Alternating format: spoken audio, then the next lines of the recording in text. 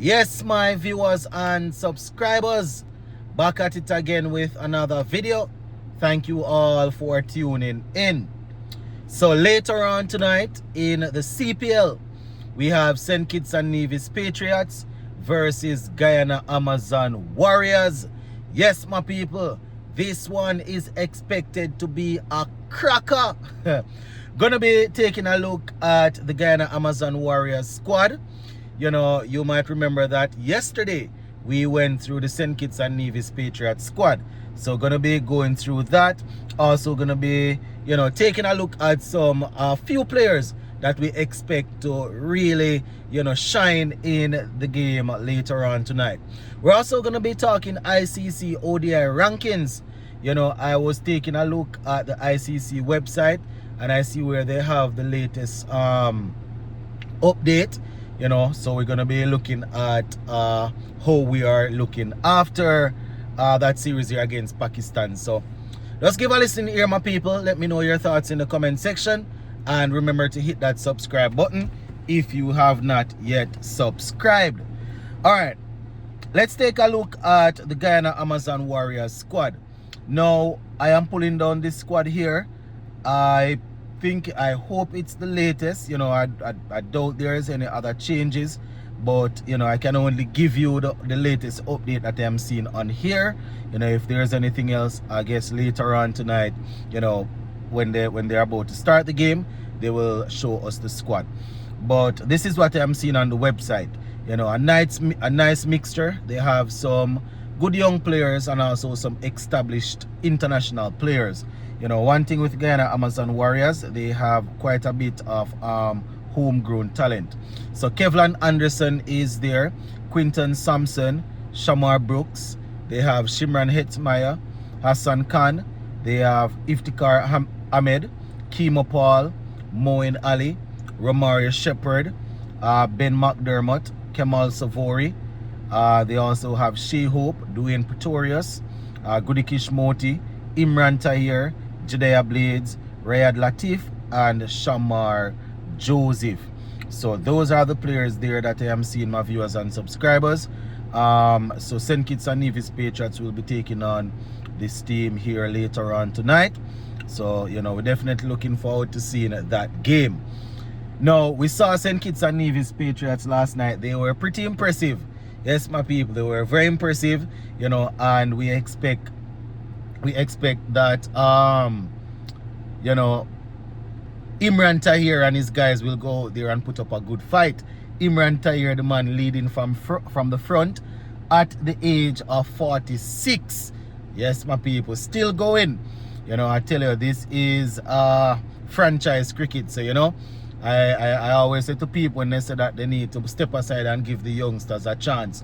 Once the owners and the coaches that coach in those teams decide that they want the players, they're going to work with them. It's franchise cricket. We can't really say that, boy, all of these old, quote-unquote old players need to step aside so that the youngsters can get in. It doesn't really work like that, my people. It doesn't really work like that. We know that they have this thing that they definitely need to play youngsters. They need to play some of the youngsters coming out of the breakout league and all of that. But franchise cricket is different from international cricket. So looking forward to seeing this one. So later on tonight, my people, Guyana Amazon Warriors, Shimran Hetmeyer, very popular name when it comes on to franchise cricket.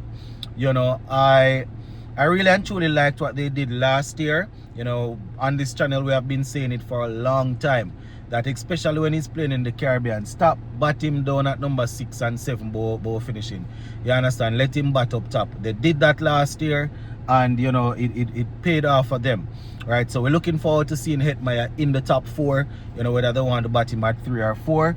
Don't know how they're going to set up the team and all, but all I know is that I want to see the guys that I know are still up and running in terms of playing international cricket. I want to see them batting and scoring runs. You understand? Hetmeyer is not on the team that I'm supporting, but he's a talented player, and he's somebody that I think that I really and truly want him to get runs, because it will only benefit us at the international level. You know, many times you see that, boy, sometimes these guys, they score runs at the franchise level, and when they come over to international cricket, they don't score. It doesn't matter. You know, I want him to score runs just the same. Right? The same way I can look and say, you know, guys like Shea Hope, these players, Goody Kishmote, you know, these players that are usually in our team, I want them to perform, that are usually in the international team. Judea Blades, right? We saw him recently, you know, looking forward to seeing him out there if he gets the opportunity. Yeah, right? Kemo Paul, you know, very rarely we hear Kemo Paul's name, right? Because of you know, we know how fitness, you know, he hasn't been on top in terms of fitness throughout his career. You know, really bad luck with injuries. So, you know, we're always happy to see him on the field. So we're looking forward to some of these guys. And just like last night, we want to see Evan Lewis go out there and beat ball. You understand? Evan Lewis and Alec Arthenes, we're looking for these guys to go out there and beat some ball. You understand? Jason Hole are looking good, right? Doing his thing with the bat and also not looking too bad with the ball. Kyle Mayers, another name there that quite a few fans have been asking for. Looking forward to seeing him again later on. All right, so we're going to leave the CPL business there for right now. Later on tonight, we'll watch some CPL and then we'll have a discussion after the game. All right, so now I was looking at the ICC ODI rankings. I mean, this ranking this one was posted on the 11th, and remember we won that final game there against Pakistan, right, on the 12th, right? We won that final game there against Pakistan on the 12th, so I'm expecting to see some shifting again.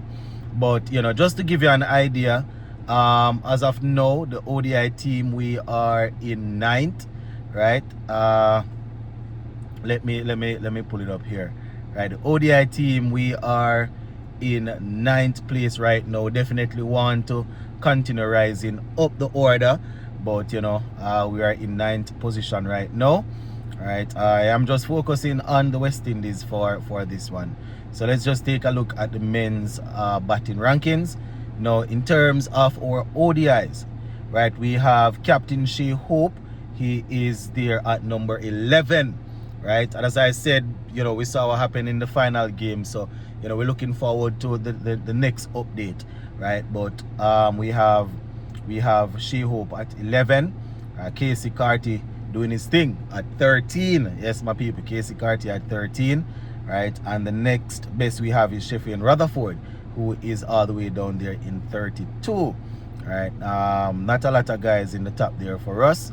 You know, we usually struggle when it comes on to ODIs. Brandon King all the way down there in 77. You know, so that is what's going on there. Let's take a look at the bowling, because you know, a couple of our bowlers have been doing well. So let's just take a look at the bowlers real quick. Now, the highest ranked bowler we have is Goody Kishmote. He is at number 12. You know, and we're looking forward to seeing Goody Kishmote continuing to rise. Alzari Joseph at 20, right? So Moti there at Moti up there at 12, Alzari at 20, and down at 33 we have Jaden Seals. Remember, Jaden Seals is just getting into the mix of things when it comes on to ODIs, so you know, a lot of room for improvement and thing. But that is where we're looking right now, my people. Nothing too bossy, but wanted you all to get an idea of what's going on. Big up.